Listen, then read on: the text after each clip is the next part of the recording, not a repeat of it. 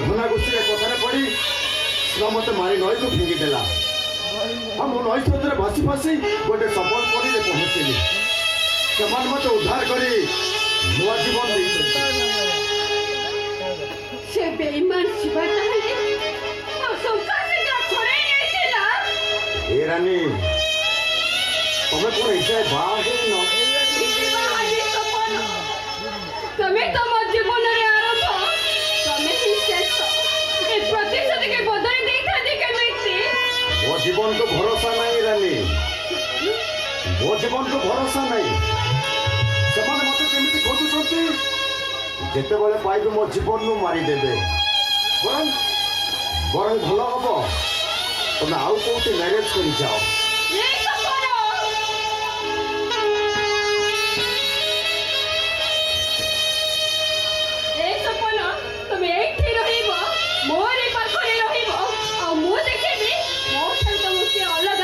नहीं रानी नहीं सेमानक हाथ बहुत लंबा हमें ताकर किछि करि परिबेनी हे रानी सकाळे ही आसिलानी मते जेते शीघ्र चली जाबा पड़िबो हे रानी मैं तो आसी रानी मैं तो आसु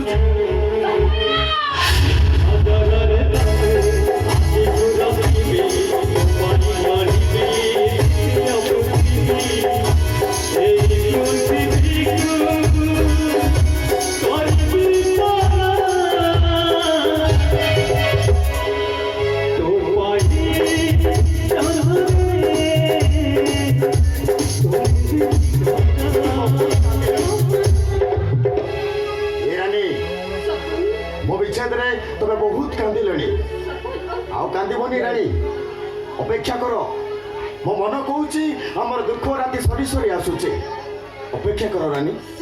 मैं थर आसुची रानी मैं थर आसुची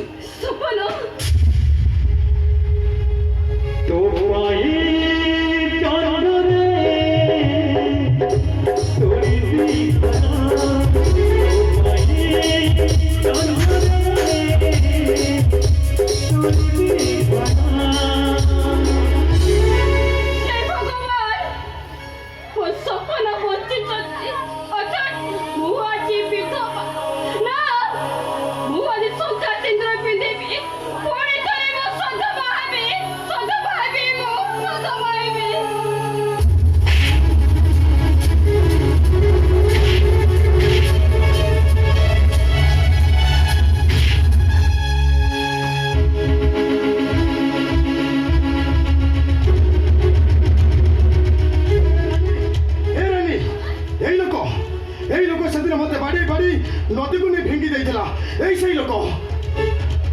बेईमान सखत मो थाले मो जीवन बर्बाद करी देई मो तो छाड़ीबेनी मो तो ते मारो मारो मारी दे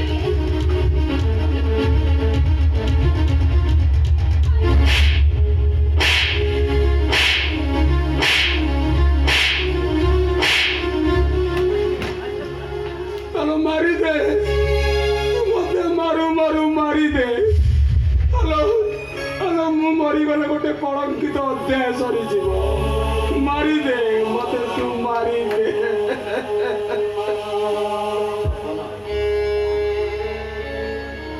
ନାଇଁ ଶିବା ତମର କିଛି ଭୁଲ ନାହିଁ ତମେ ଯେତେବେଳେ ନିଜ ଅନୁତପ୍ତ ଆମେ ତମକୁ କ୍ଷମା କରିଦେଉଛୁ ए सपन बाबू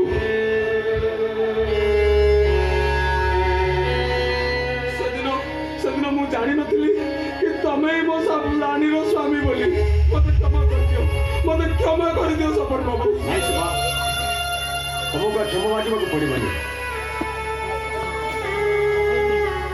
ତମେ ଯେତେବେଳେ ନିଜ ଭୁଲ ସ୍ୱୀକାର କରିସାରିଛ ଆଉ କ୍ଷମା ମାଗି ଲାଭ କ'ଣ ନାଇଁ ରାନୀ ସେଦିନ ସେବାର କିଛି ଭୁଲ ନଥିଲା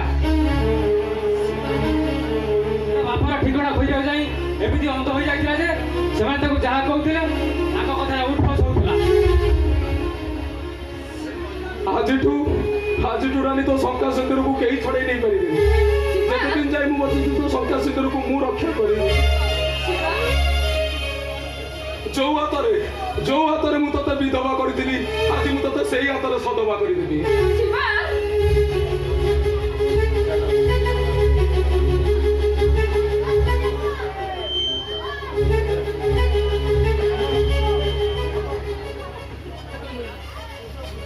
ରାନୀ